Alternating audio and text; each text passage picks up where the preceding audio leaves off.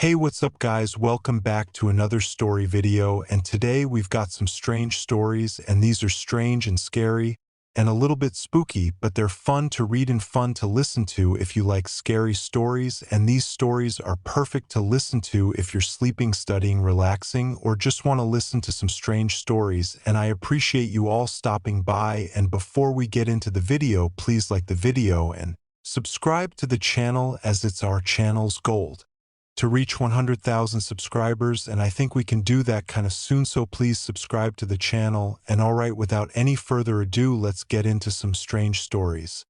So let's get started. The name is The Hollow Within. I never believed in the supernatural. Ghost stories were tales told by campfires, meant to scare children and entertain drunks. I was a man of logic, of facts, an engineer. My mind was wired to solve puzzles, break down problems into manageable parts. But some things don't fit neatly into equations. Some things cannot be explained. When I got the offer from Crestview Technologies, it felt like everything was falling into place. The salary was more than generous, the benefits remarkable, and the position, lead project manager, was a dream come true. My wife, Emily, was thrilled. We'd been searching for a fresh start, a better life for our two kids, Rachel, age 9, and Ethan, just 5. So we packed up and moved to a quaint town nestled in the heart of Maine. The house was part of the deal, a sprawling, century-old Victorian manor on the outskirts of town. It stood alone, framed by ancient trees that seemed to twist and bow as if whispering secrets. The porch wrapped around like a pair of protective arms, and the tall, narrow windows stared like eyes. I found it charming.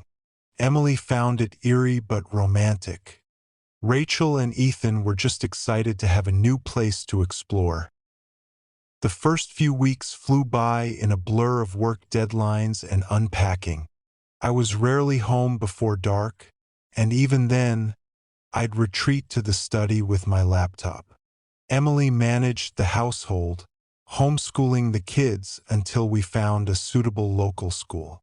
Life was good on the surface, but things started shifting. Small things.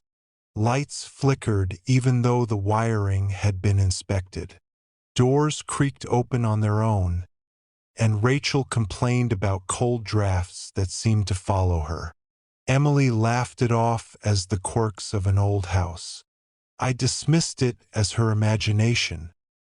Then Rachel began talking about the shadow man.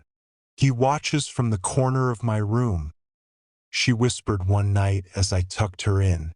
Her eyes, wide and unblinking, searched mine for reassurance. He says he won't hurt me. He just wants to watch. I smiled, brushing her hair back. It's just a bad dream, sweetheart. Shadows can't hurt you. She nodded, but her face told me she wasn't convinced. I kissed her goodnight and left, the creak of the door closing behind me sticking in my mind like a splinter. The day Rachel disappeared started like any other. I left for work before the sun rose, my mind full of deadlines and blueprints. Emily called around noon, her voice tight with panic.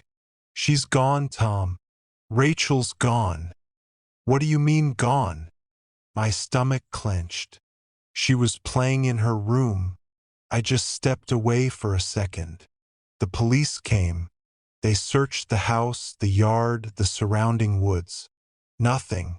No forced entry. No signs of a struggle. It was as if she had simply vanished. I became a man possessed. I didn't sleep. I didn't eat.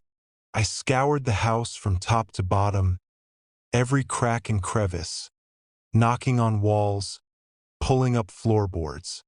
It wasn't until the third night that I found it. A door, hidden behind a section of the basement wall, covered with decades of dust and darkness. The wood was old, far older than the rest of the house. My heart thundered as I forced it open. The room inside was small, suffocatingly so, with stone walls that seemed to pulse with their own dark heartbeat. A single chair sat in the center, facing a blank wall.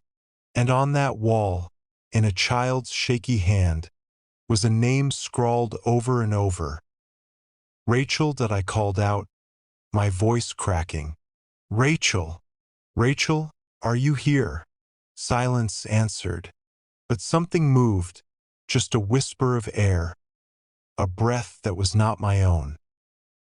Emily found me hours later, sitting on the floor of that cursed room, clutching Rachel's favorite doll. The police dismissed it as hysteria, as grief. They sealed the door, wrote their reports, and left us to our misery. But I knew Rachel was still there, somewhere between the walls, lost in the hollow places where reason cannot reach. I still hear her sometimes. At night, when the house is quiet, her laughter echoes faintly, calling me back to that room. The shadow man watches, waiting for me to make a mistake, to look too long into the darkness. I will find her, or I will die trying. Thank you for stepping into the shadows with me and following this chilling tale of loss, mystery, and the unknown. If you enjoyed the journey into the hollow within, I'd love to hear your thoughts. Don't forget to like, comment, and let me know what you think happened behind those hidden walls. Be sure to subscribe to the channel for more spine-tingling stories and twists that'll keep you on the edge of your seat. Share this video with your friends who love a good scare, because the more, the merrier when facing the darkness together. Until next time, keep your lights on and your doors closed tight. You never know what might be waiting just beyond the walls. Thanks for watching.